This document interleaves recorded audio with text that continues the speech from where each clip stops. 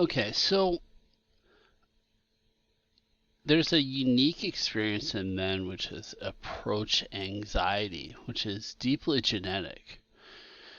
So, in our caveman history, we came from communities of about 150 people.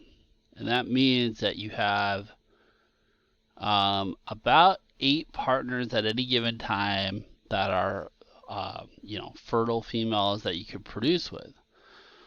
And you're competing to be the highest status man to whatever extent you can. And so you had 8 opportunities in your lifetime um, to uh, to continue your genetic line. And so you'll see with inexperienced men specifically, because you have to kind of retrain your brain, but they're deeply dreading approaching women. Like they're afraid to approach women. So why could that be? Because ultimately, like, we have the power differential. Why would we be afraid? Well,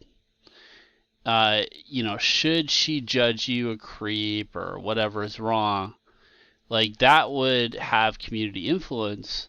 And so, yeah, you could be judged as low status or a threat on some level. And fearing that label, you'll get some kind of fear. Now, the modern era is different. It can be distorted in that you never um,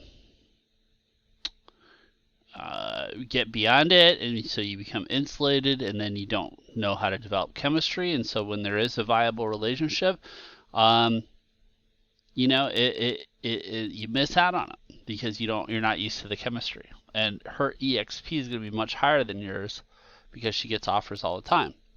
So you want to be able to sync and dance with the opposite sex, and getting over that genetic barrier is something to be aware of.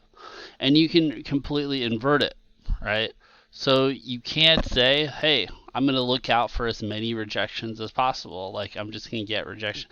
So what does that do? One, your goal mentally is completely inverse to the genetics, and two, that sets you apart because other men aren't doing that, because it actually signals to women that you're beyond your own genetic disposition, which is attractive.